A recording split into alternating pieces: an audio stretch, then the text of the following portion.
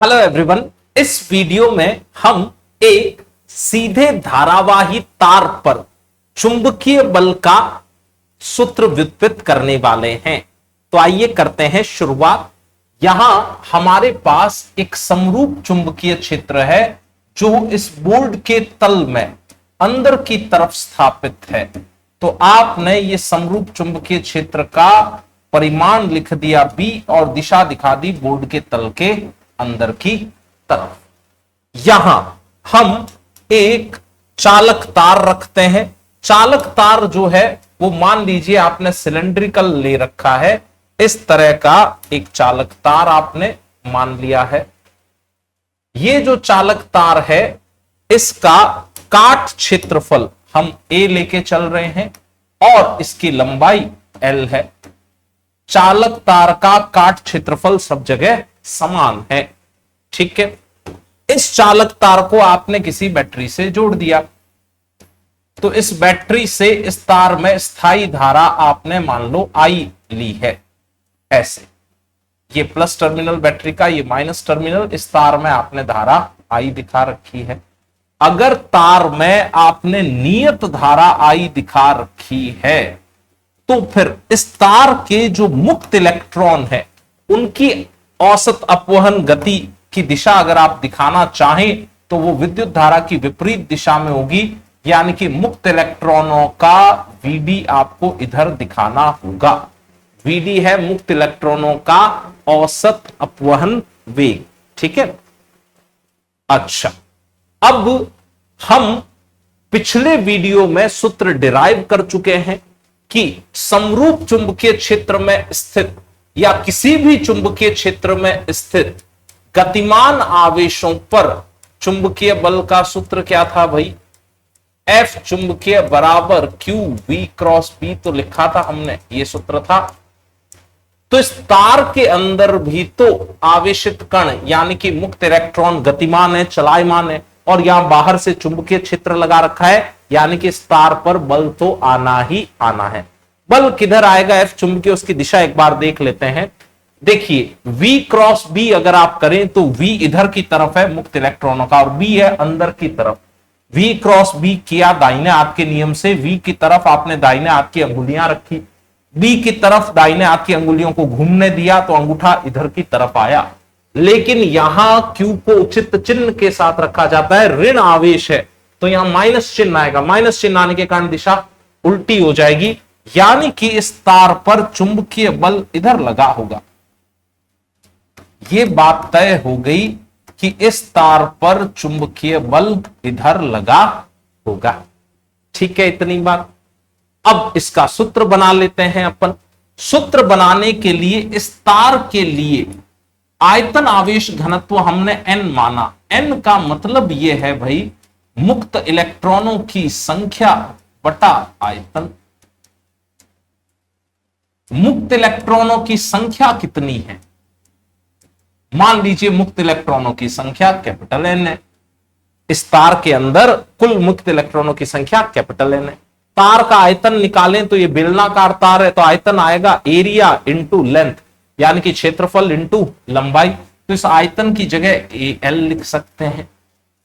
तो अगर आपको कैपिटल N की जरूरत पड़ती, मुक्त इलेक्ट्रॉनों की संख्या की आवश्यकता पड़ती, तो मुक्त इलेक्ट्रॉनों की संख्या कैपिटल N किसके बराबर आ जाती? Small n into A into L। क्या आप इस बात से सहमत हैं? अब जरा देखिए, स्थिर वैद्युतिकी वाले वीडियोस में आपने देखा था कि हम Q बराबर क्या रख देते हैं? N ही रख देते हैं। ये वाले Q की जगह क्या Ne रखते थे? याद आ रहा है? और चूंकि इलेक्ट्रॉन इस्तेमाल हुए हैं इसलिए इलेक्ट्रॉन पर जो आवेश है वो कैसा है? ऋणात्मक। तो ये E की बजाय फिर आपने माइनस E रखा है। यहां आवेश उपयुक्त चिन्ह के साथ रखना होता है। यहां जो चाल है उसके लिए Vd इस्तेमाल हुआ है, औसत अपवहन चाल या वेग, औसत अपवहन वेग, जो भी आप बोलना चाहें, और चुंबकीय क्षेत्र की तीव्रता B है। N लाने का तरीका ये पड़ा है। कैपिटल N की जगह भाई क्या रख दिया जाए? कैपिटल N की जगह रख दे NaLe, और यहां पड़ा है Vd क्रॉस B।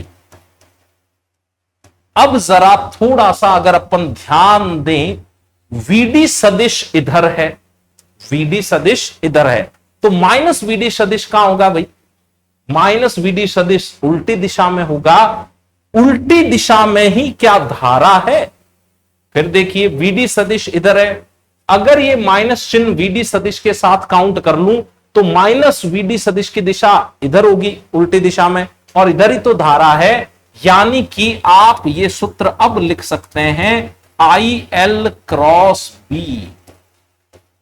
ये आ गया आपका F चुंबकीय सदिश रूप में।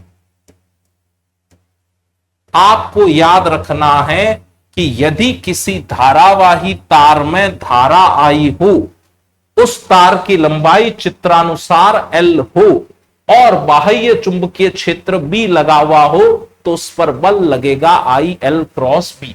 जहां पे I का मान हम करंट इलेक्ट्रिसिटी यानी धारा विद्युत वाले चैप्टर से ऐसा भी लिख सकते हैं NEAVD। ये सूत्र याद है क्या आपको? और यहां क्या NEAVD बन रहा है? NEAVD, इस सब की जगह I आ गया, फिर L बचा, फिर B बचा। ऐसे करके चीजें लिखी जा सकती है। I अदिश राशि है, ये L सदिश की दिशा आप उधर ही ले लेंगे जिधर धारा की दिशा है। जैसे इधर धारा की दिशा यूं है, तो इस चित्र में L सदिश ऐसा है। जरा इस सूत्र से चेक कीजिए तो इस धारावाही तार पर चुंबकीय बल किधर लगेगा? दाहिने हाथ के नियम से धारा की दिशा में L सदिश की दिशा ले ली, ऐसे B है अंदर की तरफ, L क्रॉस B, क्या अंगूठा इधर की तरफ गया और इधर ही तो चुंबकीय बल लगा हुआ है। आई ये बात आपको समझ में? तो याद रखना है, किसी तार में अगर धारा आई हो, चित्रानुसार उसका L सदिश ऐसा हो और चुंबकीय क्षेत्र की तीव्रता B हो, तो उस पर इतना बल लगता है। ठीक है, ये जो B हमने लिया है ये समरूप लिया है इस डेरिवेशन को करने में। इसमें एक बड़ी शानदार ट्रिक भी है। शानदार ट्रिक ये है कि यदि अपने पास समरूप चुंबकीय क्षेत्र B हो और उसमें कोई टेढ़ा मेढ़ा धारावाही तार हो, तार में धारा I मान ली, ये तार इतना ही नहीं है एक्चुअली, परिपथ तो बंद होगा तभी तार में धारा होगी, तो तार का बाकी हिस्सा बोर्ड के पीछे है। समझ गए आप? बोर्ड के पीछे से तार आ रहा था, फिर यहां निकला, फिर यहां तार चला और बचा हुआ तार वापस बोर्ड के तल के अंदर चला गया। तो इस तार पर यदि इस समरूप चुंबकीय क्षेत्र के कारण बल निकालना हो, तो आप ट्रिक में यह काम करें कि इसकी बजाय आप एक सीधा तार ले लें इस कोने से इस कोने तक। इसमें जितनी धारा थी वही आप इस सीधे तार में मान लीजिए। इस सीधे तार की लंबाई आप L ले लीजिए और इस सीधे तार पर बल निकाल दीजिए, चुंबकीय बल। जितना चुंबकीय बल इस सीधे तार पर आएगा उतना ही चुंबकीय बल उस टेढ़े मेढ़े तार पर भी आएगा। मैं इस बात को एक उदाहरण से सिद्ध कर देता हूं। मान लीजिए कि हमने फिर से एक समरूप चुंबकीय क्षेत्र लिया जो कि बोर्ड के तल के अंदर की तरफ है, ऐसे क्रॉस से उसे दिखा सकते हैं। इस समरूप चुंबकीय क्षेत्र की तीव्रता हमने B मान रखी है। इस समरूप चुंबकीय क्षेत्र में हम एक धारावाही तार रखते हैं जो कि अर्धवृत्ताकार है। मान लीजिए कि ऐसा एक धारावाही तार रख दिया अर्धवृत्ताकार, यहां इसके किनारे हैं, बाकी तार बोर्ड के तल के अंदर है। इस तार की जो त्रिज्या है वो हमने कितनी मान ली? R। इस तार में धारा मान ली I। प्रश्न पूछ रहा है कि तार पर चुंबकीय बल कितना होगा। अब तार पर चुंबकीय बल निकालना हो तो एक तरीका तो है कि हम इस तार के छोटे छोटे अवयव माने। जैसे एक छोटा सा अवयव यहां माना और उसके विपरीत एक छोटा सा अवयव वहां मान लिया। सबसे पहले इस अवयव की बात करें। इस अवयव के लिए जरा ध्यान से देखिए, क्या धारा इधर की तरफ है?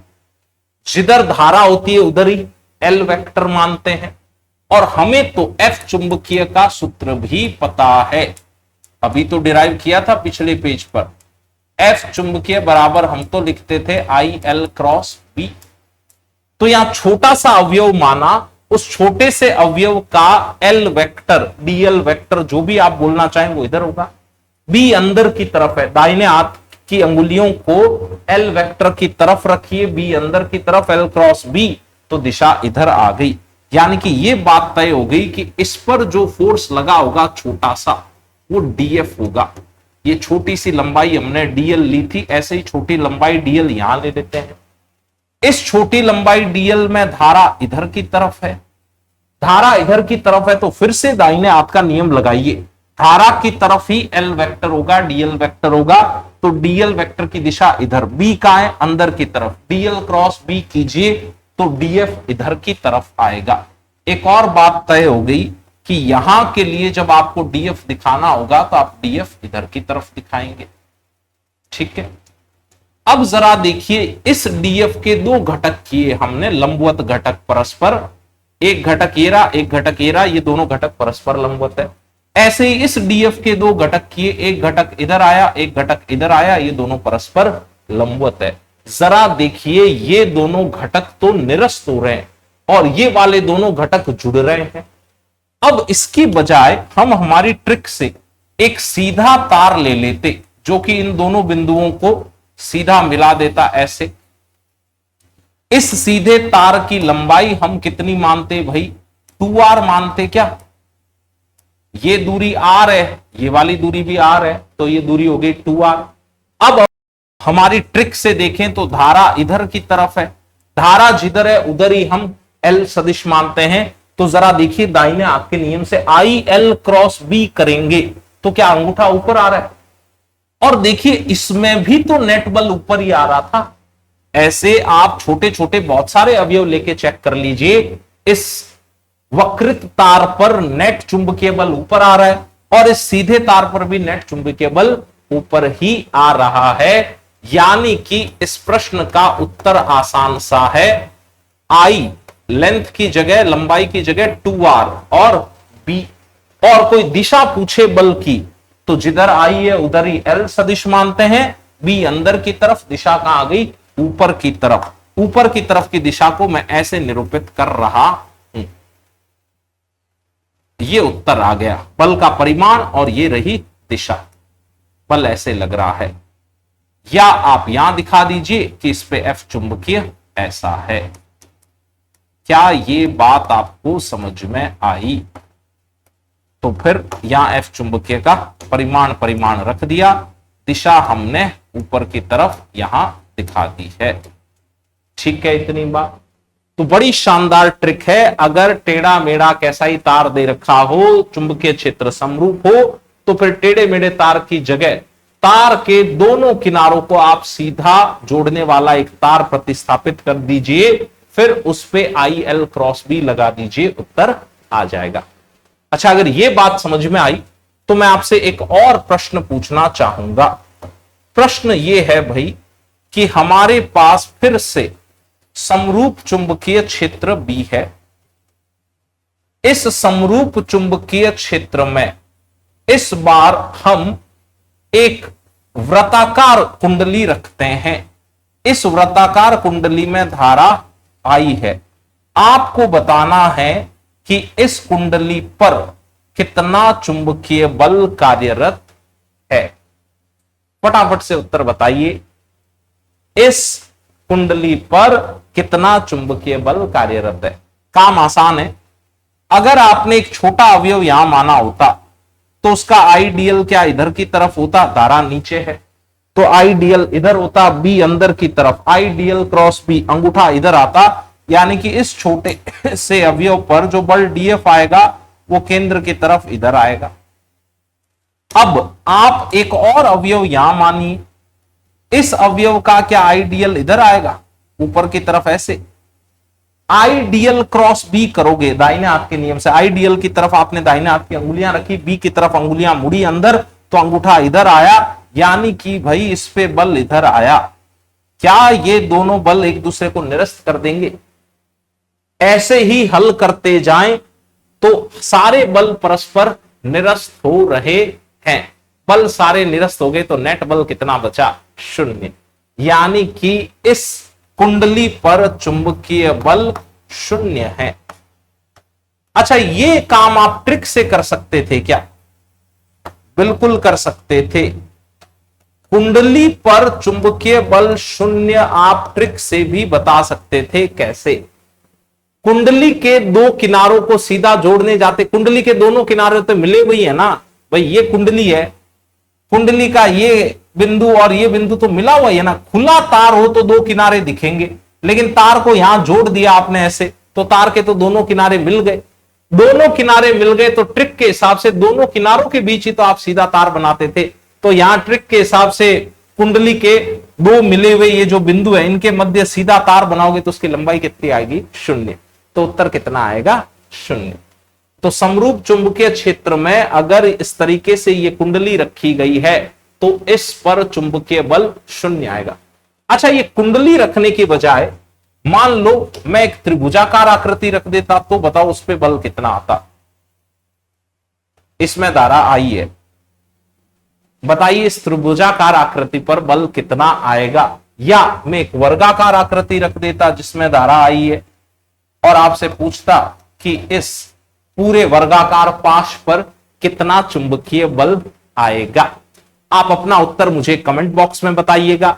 वीडियो अगर पसंद आया है तो प्लीज इसे लाइक कीजिए, इसे शेयर कीजिए और चैनल को सब्सक्राइब भी कीजिए। वीडियो को अपने दोस्तों तक भी पहुंचाइए।